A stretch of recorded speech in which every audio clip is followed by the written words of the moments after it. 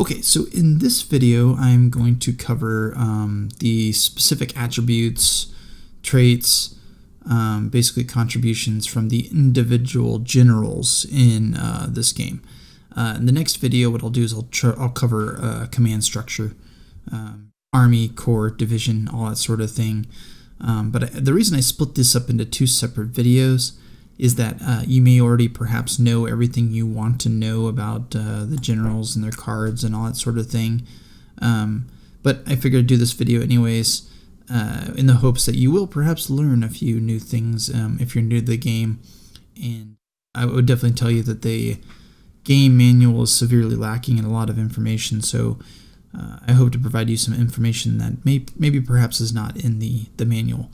Again, this video is going to focus just on the specific generals. We're not going to look at the big picture in terms of how all these individuals come in together to create a cohesive fighting force. That will be next episode. But what I did do is I took the Battle of Shiloh and I went in and took the army of the Mississippi and completely broke it down to its bare bones, no command structure whatsoever. So instead of saying Army of the Mississippi, it is now Johnstons Command. The reason it's Johnstons Command is he's the senior general out of all these that you see here. So that's the first thing to take note of, is that there's rank and then there's seniority within rank. So in the top right here, you'll see these stars, and this represents the rank of that particular general. In this case, he is a lieutenant general, Johnston and Beauregard. We have a couple 2-star generals here. Actually, we have 5 2-star generals. Those are lieutenant generals. Sorry, major generals. Johnston and Beauregard are lieutenant generals. And then we have the 1-stars, which are their brigadier generals. So what the game will do is that whatever stack that you are in, it'll go from left to right, your most senior commander. And that will be the commander of the stack, and then everybody else is kind of like his execs until you actually allocate them forces to manage. For purposes of terminology, if you're not familiar, on the far right here are what we call elements. Then you have your units, which is the actual card, and then you have your stacks, which is everything within this particular little tab here. So Corinth Garrison stack is just the militia. And then A.S. Johnston's Command stack is everything you see here. All right. So let's focus on rank and what does that mean first. Number one, it's going to dictate who actually commands the stack. So if you don't want someone like Braxton Bragg commanding the stack, then you're going to want to make sure that you have a senior commander in his stack, whether that's a 3-star or a 2-star with 2 or 1 seniority. Because what seniority tells you is that if we have 2 3-stars, for example, Johnston outranks Beauregard because Beauregard has a seniority of 6 and Johnston has a seniority of 3. So if we want Beauregard to command a stack, we're going to have to take him out of this, because anytime him and Johnston are in the same stack, Johnston's always going to outrank him. So you're really not going to have that issue on 3-star side, but you could certainly have that issue with a 2-star or a 1-star.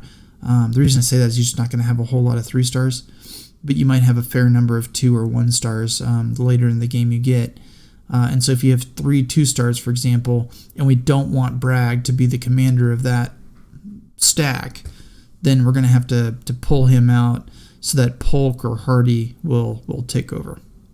All right, so another thing to take note of here before we go over the information tab is anytime the name of the commander is flashing like this, that means they're available for a promotion, whether it's promotion to a new rank or a promotion to a new command, higher in the hierarchy or the structure, right?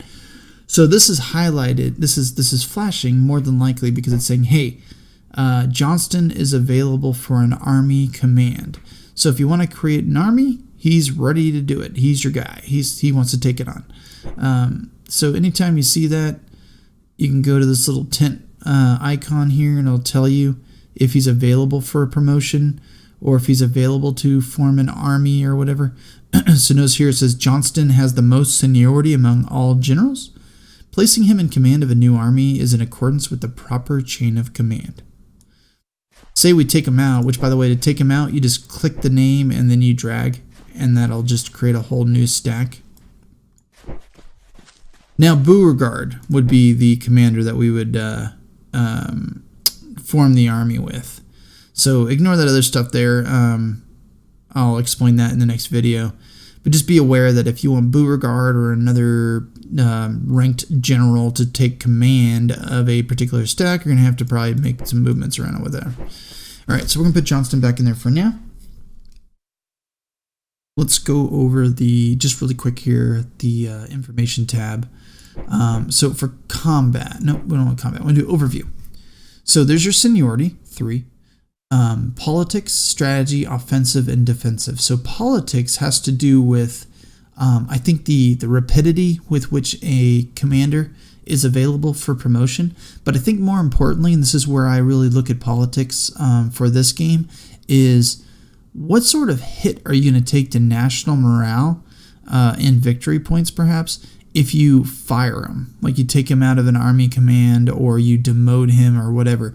So Beauregard, for example, is very high in the politics. He's up to 50, which basically means if we take him and we take away his army command or we take away one of his rank, then we're going to suffer a pretty significant hit to our national morale, which is currently 100. It could go down considerably. So bear that in mind when you're looking to sack a general. What is Bragg's? Yeah, see, Bragg's only 12. So he'd be a little bit easier to fire, that sort of thing. Just be aware that that's out there. And then strategy, offense, and defense. Let's focus offense and defense real quick here. So offense, the number 2, that represents anytime you're in a offensive posture. So say we're in an offensive posture, then this general is going to provide a bonus to his stack of 2, in addition to whatever that stack may have on the offensive side of things. If we're on the defensive, so say we're on defensive posture and we are attacked, then he's going to provide that stack with an additional 1 bonus.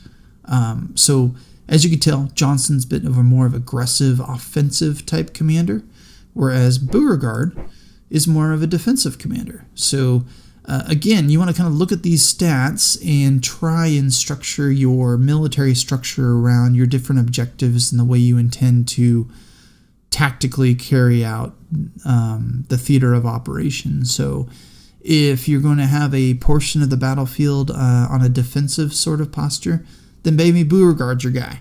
But if you're going to be more of an offensive posture, then maybe Johnston's your guy, right? I mean, that's kind of some of the things you want to look at. Strategic. Now this has to do with activation roles, which just kind of foot stomp that, keep that in the back of your mind. I'm going to cover that in the back end of this video. But activation roles are key. They're huge. They can have a dramatic impact on the consequences for a upcoming battle or really for your entire theater. So just kind of keep that in the back of your mind, activation roles. But strategic goes into that pretty considerably. So 3 is considered average. Anything higher than that is considered above average. And the higher the strategic number for that commander, the more likely they are to successfully activate in the upcoming turn. In other words, be 100% committed to the movements you want them to do, to the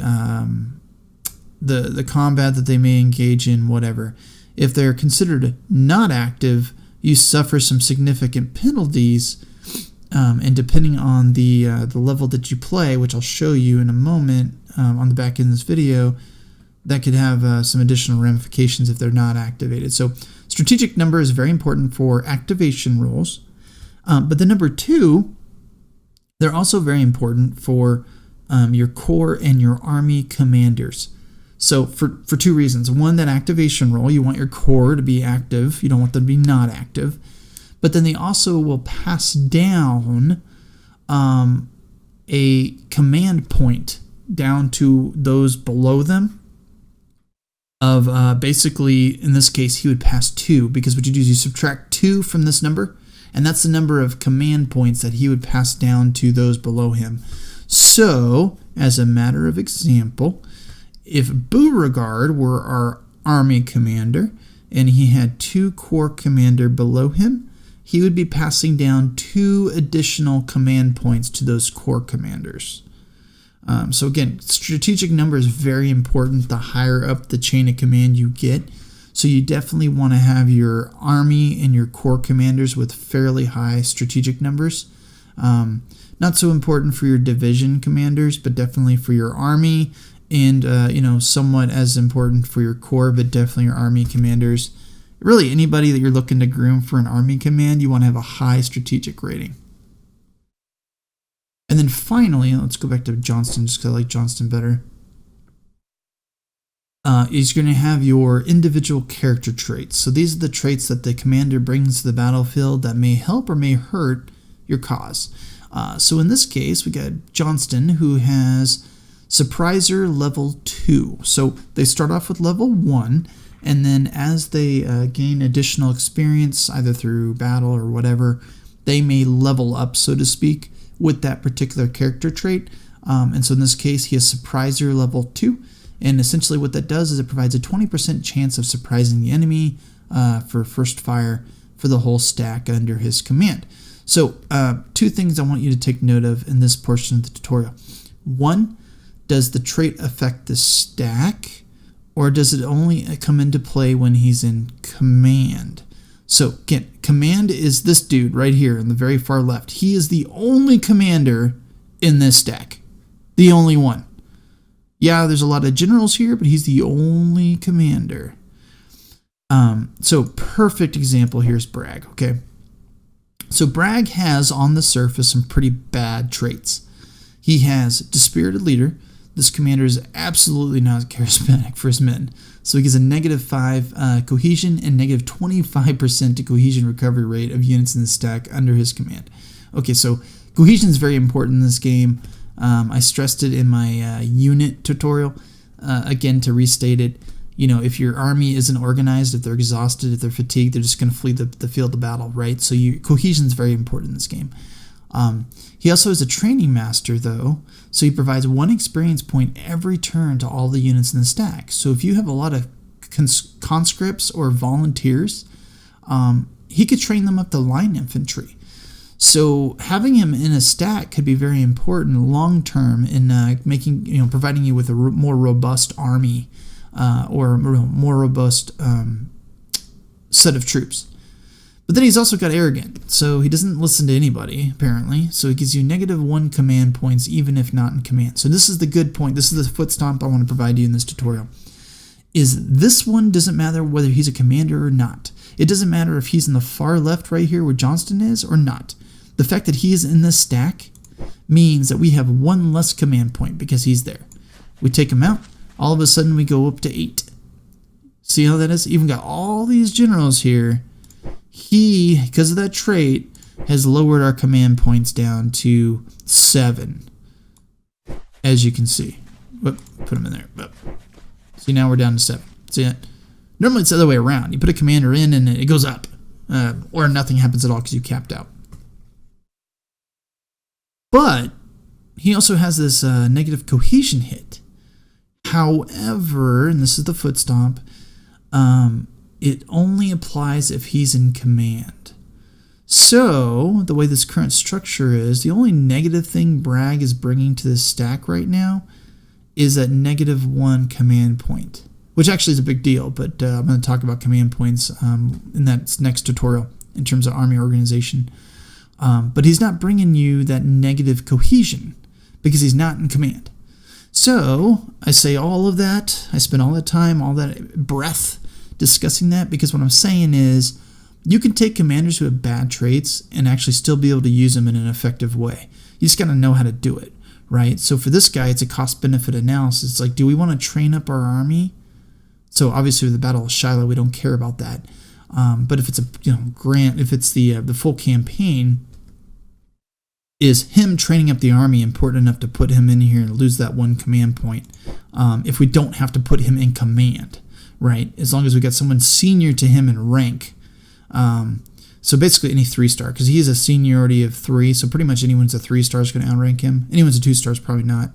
But if it's Beauregard, then maybe we'll put Bragg in there to help train Beauregard's army. Okay. So again, a final thought on command, by the way. So when we talk about commanders, this is the individual who calls the shots. He tells all these other generals what to do. These generals currently, because the way we have the stack, they're basically just his execs. They don't actually have any armies that they're commanding. In the next video, we will fix that. But just know that there are ways to, mitigate or take away any kind of negative modifiers a commander may be bringing. All right, now I'm going to talk about activation rules. I simulated a turn. I moved Wharton down here, and I currently have Johnston moving over here. So what will happen is every turn, which again is 14 days, there's 2 phases. There's like the supply phase and the movement phase. Your commanders and your generals, like every general, makes a activation roll. And depending on whether they succeed on that roll or not, will basically dictate whether they can actually do a variety of things you want them to do or whatever. So in this case, if you look at the envelopes, notice that Johnston's is dark brown, whereas Wharton's is light colored. This means Wharton is active and Johnston is not, which is very bad for Johnston. Another way to figure it out is if you click on the stack and you look over here, the envelope is closed, whereas you click on Wharton, his envelope is open. Open means he's active, closed means he ain't. Okay.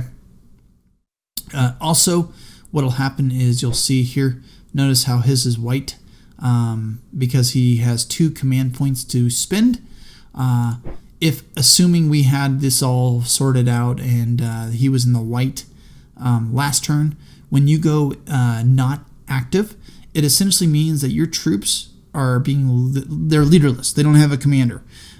So whatever that unit would look like without a general leading it is what your command points will look like. So it sucks. It's not good. So essentially, what is an activation roll? It means planning phases, and then I'm reading this from the manual here. The planning phase fails a roll, and it makes you deemed inactive. So what the hell does that mean, Proto-Bro? Okay, so here's what it means. You suffer a reduced movement, so you lose about 35% of your move. So if he was active right now, he would be able to move here probably in like 22 or 23 days or 20 days, something like that. Right now it's 29, so his movement's reduced. But more concerning is his combat penalty is reduced. So it could be reduced of upwards of 35% if we're in enemy territory. So which we're not right now. So we are in military control, Confederate States of America, 100%. So we wouldn't actually suffer that penalty, which is good. But think of it this way. If we were up in Humphreys, Tennessee with Johnston right now, we would suffer upwards of a 35% penalty, combat penalty in hostile territory. So I'm going to cover this in military control tutorial, but I might as well just talk about it now since I'm here. Notice here we have 5% military control because the U.S. is 95%. That means we're going to suffer the full 35% combat penalty in combat. In other words, the first opportunity to fire, the rate of fire, any of those kind of things that would normally happen in battle, chance to hit, cohesion loss, we're going to suffer a 35% penalty for all of that if we were to fight a battle in Humphreys, Tennessee. We wouldn't suffer that here because we have 100% military control, but we would suffer it here. And the way you calculate that is it starts at 50%, okay? So if military control here was the U.S. had 60%, then we would suffer a 10% combat penalty, all right? So it doesn't necessarily mean you're going to suffer 35%. It just means you can suffer upwards of 35%. It caps out at that. So even though here it would technically be 45% because they have 45% over 50, it caps out at 35. All right, so if they had 70, we'd suffer a 20% combat penalty. But also, we're unable to adjust our posture, so we can't go to offense. We can't be offensive now because we're inactive. We're stuck in defensive posture. Sometimes it can be a good thing. I mean, maybe you're already going to be in defensive anyways, but maybe the enemy's sitting right there in front of you and they're totally exposed and you could totally whack them, and you can't do anything because you're inactive. You're unable to do anything about it. That's another disadvantage to being inactive. And then, kind of like I said before, right? It's basically the equivalent of your unit not having a commander that turn. So whatever that might be, just imagine taking that commander completely out of the stack. That's what it is like. Now, what I did do, though, by the way, is every different general makes a activation roll every turn. So Hindman actually succeeded on his roll. So even though he's in Johnstons Command, he succeeded on his roll. So what you could do is you could pull him out of the stack and maybe put some troops with him and then have him do his thing. That's certainly an option. But if you go to options and you go to the game and go to activation rule, you can basically dictate how you're going to govern the activation rule. So if you go to this, commanders will always be able to move their forces even if not activated. So in other words, I think you would still suffer the combat penalty in enemy territory, but that'd be really the only consequence you'd suffer from that. Here, you'll have a large movement in combat penalty if the stack commander is not active. So actually, it looks like you wouldn't even suffer the combat penalty for that. God, sorry, allergies. So there, or what you can do is you can say if selected land forces with a non-activated commander have a high chance of not being able to move at all. Or what you can do is veteran, which is what I like to play on, and a lot of people who play PBEM, which is your multiplayer play, like to do. And it says here, you'll always see all leaders as activated, except in the first turn, meaning you can order them to go on offensive or perform all special orders as you wish. In reality, their activation roll will be done at the very beginning of the turn processing, which will lead some orders canceled or very bad combat performances in some cases. In other words, you don't have a clue whether Johnston is really activated or not. Because see how I put that on veteran? We have no idea now. He's actually not activated. We don't know, though. I like to play on the veteran just because if you're the president of the U.S. or the Confederacy and you're telling Johnston, hey, go forth and do great things, there's so many different variables that can happen to keep him from being able to do what he wants to do. You really just have no idea, right? So you have no idea how the next 14 days are going to unfold. Perfect example is actually the Battle of Shiloh. Johnson wanted to hit Grant on 4 April, I think. It didn't hit him till like the 6th. Something like that. It was like a 2-day delay. That was huge because if you recall on day 2 of Shiloh, Buell, or what's this guy was Buell, not Buell. Buell's reinforcements had arrived, and that kind of forced Beauregard to retreat. If this battle had occurred 2 or 3 days earlier, perfectly possible the Confederates could have won on day 2. So again, that activation roll could cause a variety of things, whether it's a delay in movement, a complete canceling of orders. I had that happen when I was going to siege Fort Monroe. My commander got orders mixed up, and he ended up doing nothing at all. And because he did nothing at all, the Union was able to bring a fleet of ships in, blockade me from crossing the river, and my opportunity to take Fort Monroe was lost. I would have known that if I did not have veteran on and I could see that he was not going to be able to be active that turn, right? So just a bit of flavor to the game you can add, but it's definitely a huge feature that has a lot of consequences, especially when you're in enemy territory. Not so much when you're in defensive territory, but definitely when you're on the offense. So that kind of goes to your strategic rating. The higher your strategic rating, the more likely you're to be successful on a activation roll. And yeah, so all right, so that concludes this tutorial on generals and their rank, how seniority works, their traits, and activation roll. And in the next video, we're going to look at army composition and how do we construct an army to be as effective as it can be on the battlefield.